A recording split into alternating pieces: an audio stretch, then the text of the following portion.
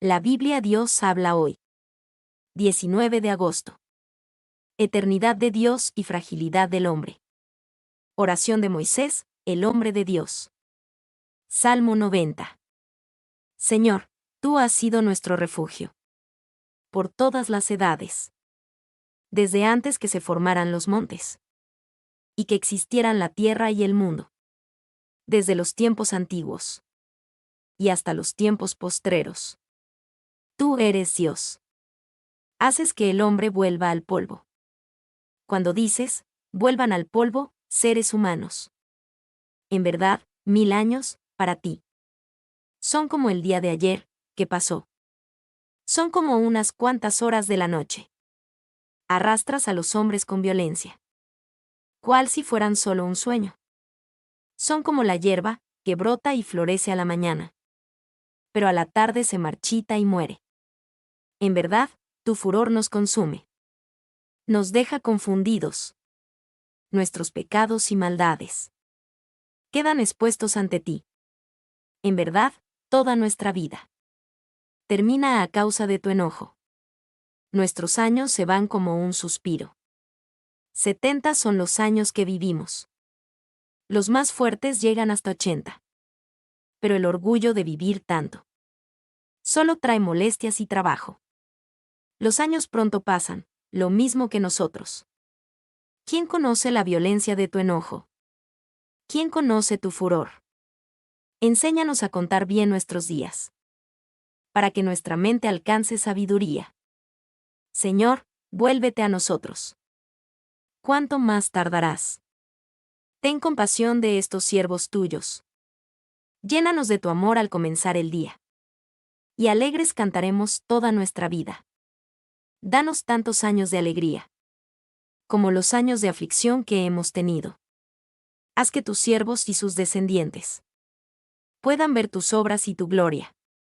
Que la bondad del Señor, nuestro Dios, esté sobre nosotros. Afirma, Señor, nuestro trabajo. Afirma, sí, nuestro trabajo. El Señor es nuestro refugio.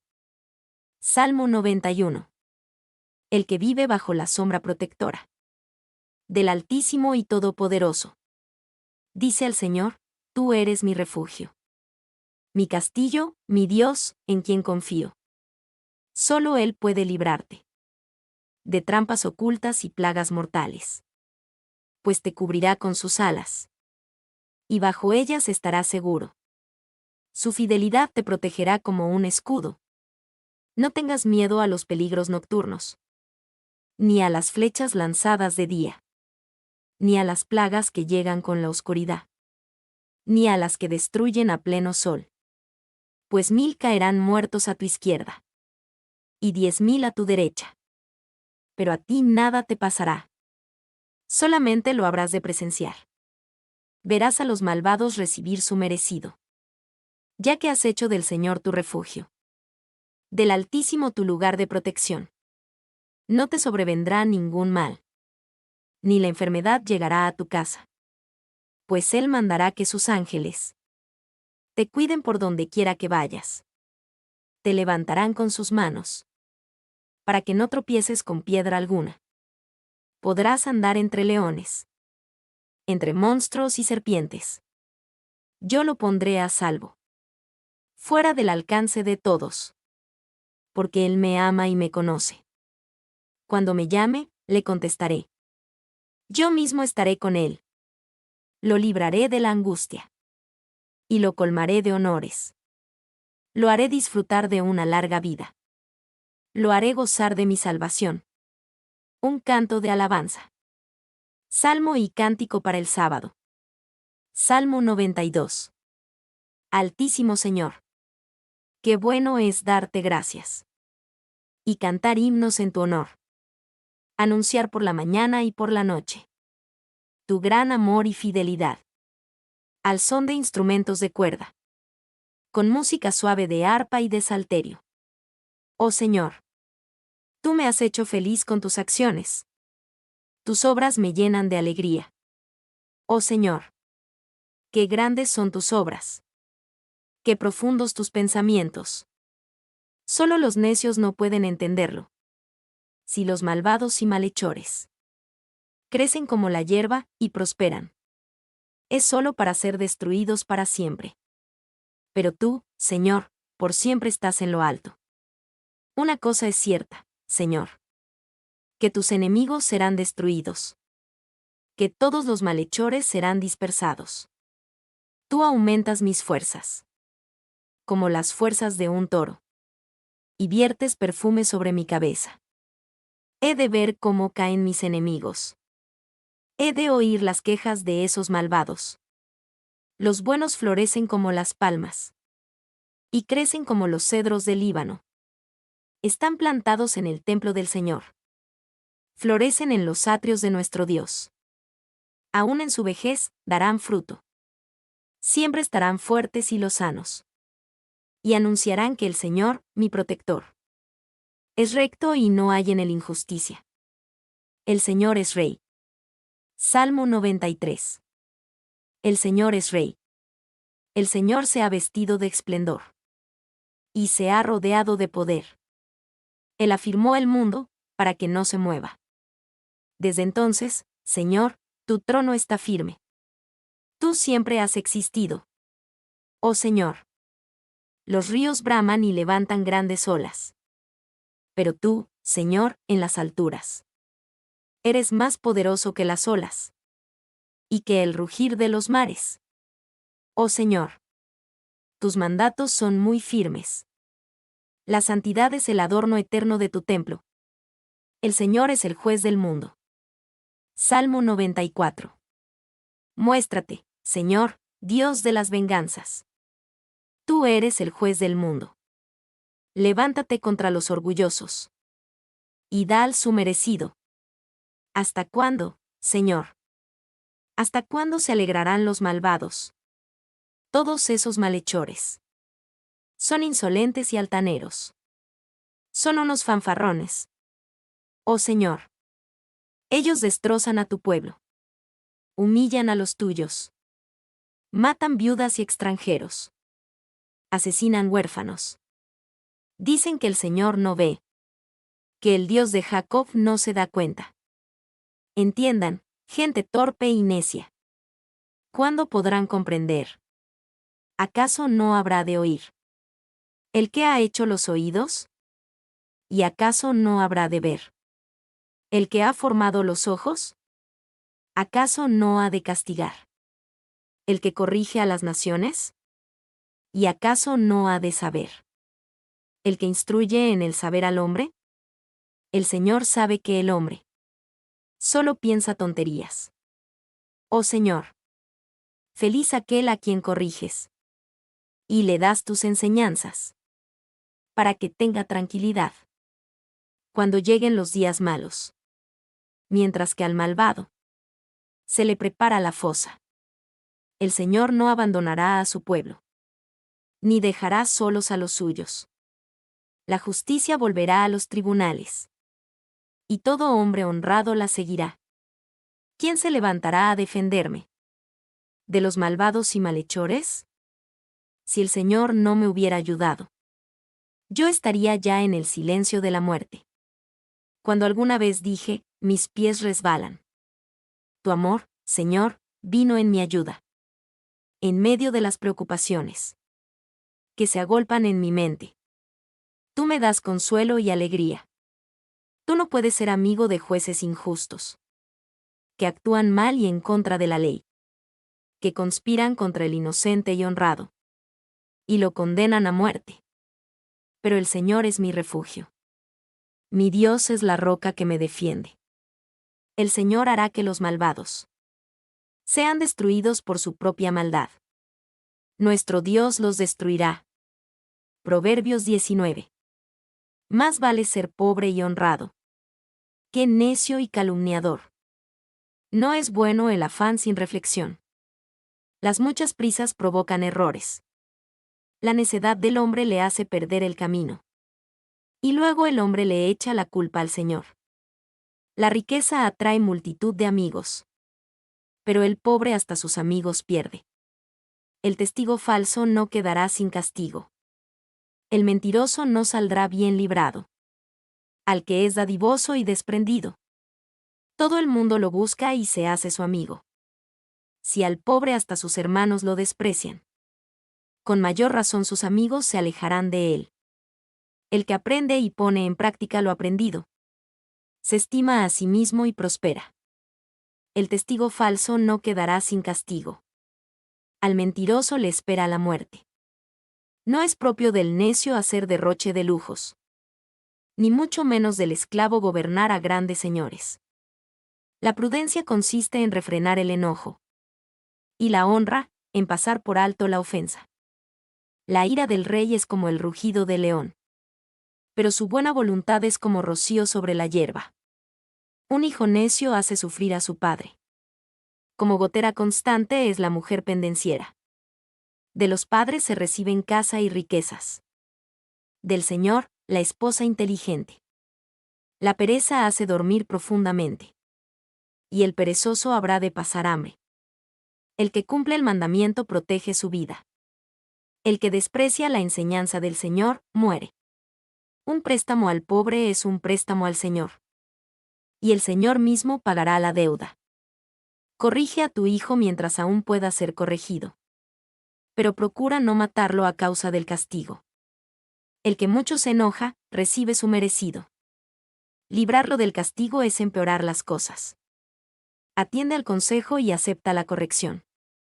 Así llegarás a ser sabio. El hombre hace muchos planes, pero solo se realiza el propósito divino. Lo que se quiere del hombre es lealtad. Más vale ser pobre que tramposo. La reverencia al Señor conduce a la vida. Uno vive contento y sin sufrir ningún mal. El perezoso mete la mano en el plato, pero no es capaz ni de llevársela a la boca. Del castigo al insolente, el imprudente aprende. El sabio aprende con la sola corrección. Maltratar al padre y echar de la casa a la madre. Son actos vergonzosos y reprobables en un hijo. Hijo mío, si dejas de atender a la reprensión, te apartarás de los buenos consejos. El testigo falso se burla de la justicia. El malvado lanza maldad por la boca. Listas están las varas para los insolentes. Los buenos azotes para la espalda de los necios. Jesús y la mujer de Samaria. Juan 4. Del 1 al 26. Los fariseos se enteraron de que Jesús hacía más discípulos y bautizaba más que Juan, aunque en realidad no era Jesús el que bautizaba, sino sus discípulos. Cuando Jesús lo supo, salió de Judea para volver a Galilea. En su viaje, tenía que pasar por la región de Samaria. De modo que llegó a un pueblo de Samaria que se llamaba Sicar, cerca del terreno que Jacob había dado en herencia a su hijo José. Allí estaba el pozo de Jacob. Jesús, cansado del camino, se sentó junto al pozo. Era cerca del mediodía. Los discípulos habían ido al pueblo a comprar algo de comer. En eso, una mujer de Samaria llegó al pozo a sacar agua, y Jesús le dijo: «Dame un poco de agua».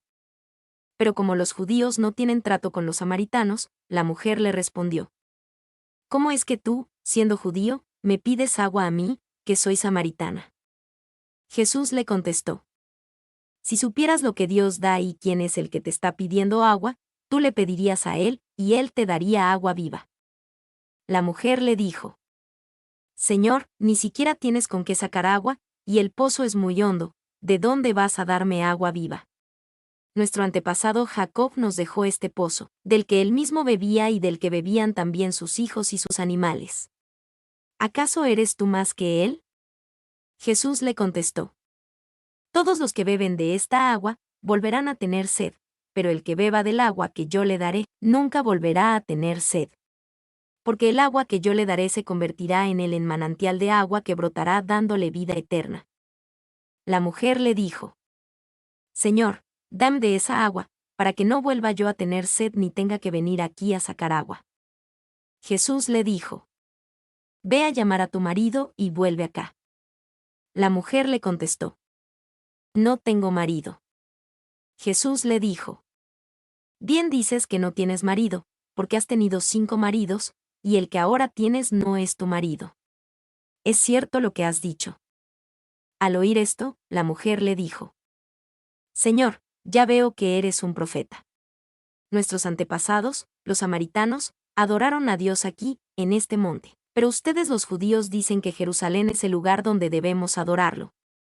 Jesús le contestó: Créeme, mujer, que llega la hora en que ustedes adorarán al Padre sin tener que venir a este monte ni ir a Jerusalén. Ustedes no saben a quién adoran, pero nosotros sabemos a quién adoramos, pues la salvación viene de los judíos. Pero llega la hora, y es ahora mismo, cuando los que de veras adoran al Padre lo harán de un modo verdadero, conforme al Espíritu de Dios. Pues el Padre quiere que así lo hagan los que lo adoran. Dios es Espíritu, y los que lo adoran deben hacerlo de un modo verdadero, conforme al Espíritu de Dios. David traslada el arca del Señor a Jerusalén. Primera de Crónicas capítulo 15.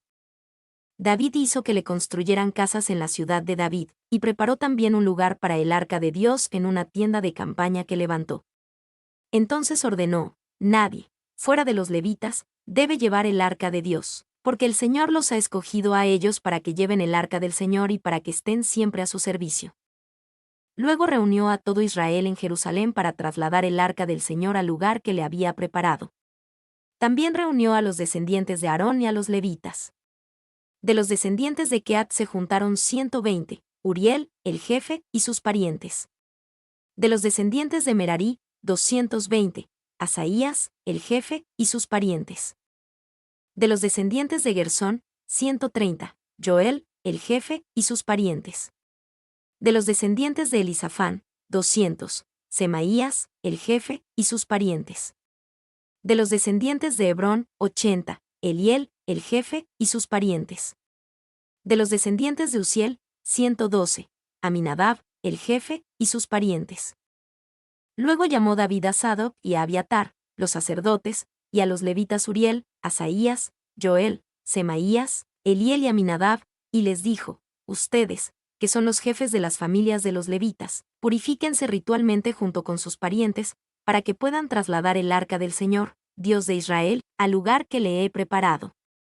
Pues como la primera vez no lo hicieron ustedes, el Señor nuestro Dios les quitó la vida a algunos de nosotros, porque no lo consultamos como era debido. Entonces los sacerdotes y levitas se purificaron ritualmente para poder trasladar el arca del Señor, Dios de Israel. Lo hicieron sirviéndose de los travesaños, llevados sobre los hombros, según lo había mandado Moisés por orden del Señor. También ordenó David a los jefes de los levitas que, de entre los de su tribu, nombraran cantores que fueran con instrumentos musicales, salterios, arpas y platillos, y los tocaran con entusiasmo en señal de alegría.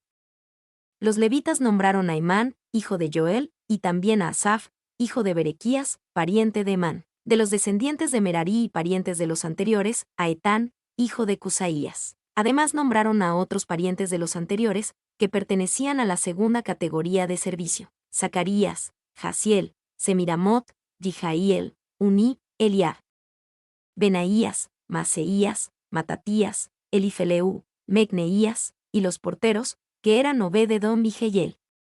Los cantores Emán, Asaf y Etán estaban encargados de hacer sonar los platillos de bronce.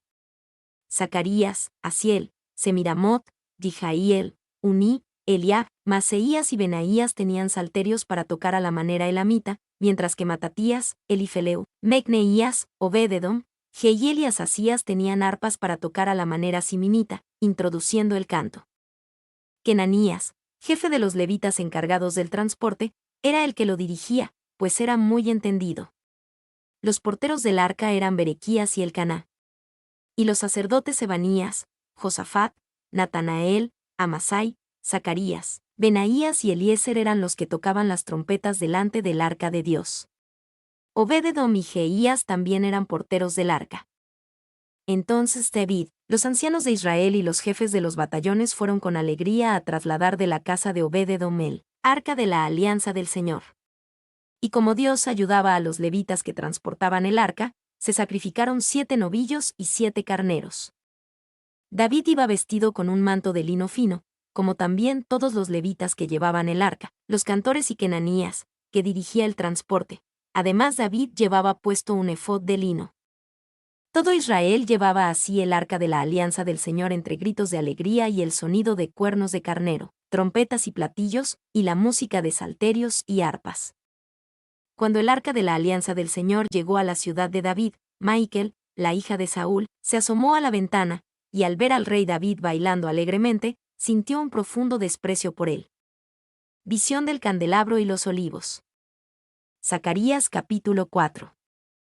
Volvió entonces el ángel que hablaba conmigo, y me despertó como se despierta a uno que está dormido. Me preguntó, ¿qué ves? Y yo le contesté, veo un candelabro de oro, con un depósito de aceite encima.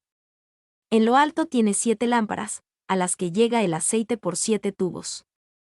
Junto al candelabro hay 2 olivos, uno a su derecha y otro a su izquierda. Pregunté al ángel que hablaba conmigo, mi señor, ¿qué significa esto? El ángel me contestó, ¿no sabes lo que significa? Yo le dije, no, señor. Y él continuó, este es el mensaje del Señor para Zorobabel, no depende del ejército, ni de la fuerza, sino de mi espíritu, dice el Señor Todopoderoso. ¿Quién eres tú, gran montaña? Quedarás convertida en llanura delante de Zorobabel. Él sacará la piedra principal, mientras grita la gente, ¡qué hermosa es! ¡Qué hermosa! Después me dio el Señor otro mensaje, Zorobabel ha puesto los cimientos de este templo, y él mismo será quien lo termine. Así reconocerán ustedes que fue el Señor Todopoderoso quien me envió. Aquellos que no tomaron en serio los pequeños comienzos, ahora se alegrarán viendo a Zorobabel terminar las obras. Después de esto, el ángel añadió, estas 7 lámparas son los ojos del Señor, que están recorriendo toda la tierra. Yo le pregunté, ¿qué son esos 2 olivos, uno a cada lado del candelabro? También le pregunté, ¿y qué significan esas 2 ramas de olivo que están junto a los tubos de oro por donde llega el aceite a las lámparas? El ángel me respondió, no sabes lo que significan. Le dije, no, Señor. Y él me contestó, estos son los 2 que han sido consagrados para el servicio del Señor de toda la tierra. Mi nombre es Demim. Soy tu asistente personal. Mi sitio en internet es demim.es.tl